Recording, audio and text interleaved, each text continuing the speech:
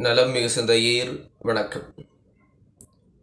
ஒரு பேரரசன் தன்னுடைய படைகளோடு எதிரி நாட்டை முற்றுகையிடுகிறான்.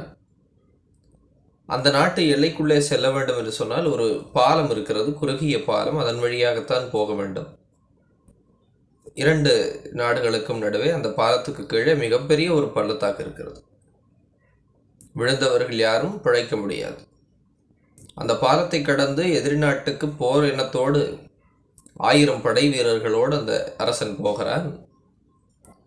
எதிரி நாட்டிலே இருக்கின்ற படை 2000 இருக்கிறது.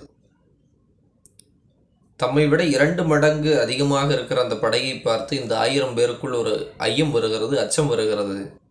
திரும்பி போய்விடலாமா என்று கூட எண்ணம் வருகிறது. இந்த பேரரசன் ஒன்று செய்தான்.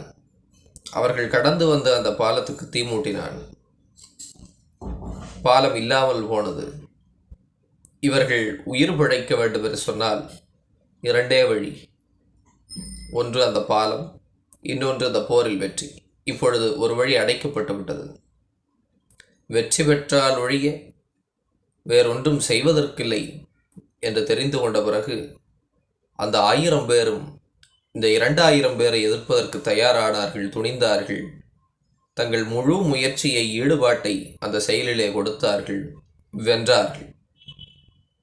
வெல்வதைத் தவிர வேறு வழி இல்லை என்கிற சிந்தனை வரும்பொழுது நம்முடைய மனம் அந்த வெற்றிக்கான செயல்களை தானாகச் செய்வதற்குண்டான உற்சாகத்தை நமக்கு வழங்குகிறது, துணிவை வழங்குகிறது, ஊக்கத்தை வழங்குகிறது.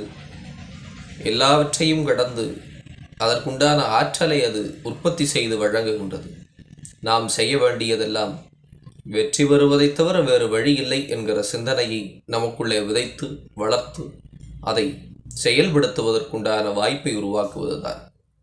அப்படி போராடினால் நிச்சயம் வெற்றி கிடைக்கும். எண்ணியாங்கெய்துவர் எண்ணியர் திண்ணியராகப் பெறி. வாழ்க வளமுடன்.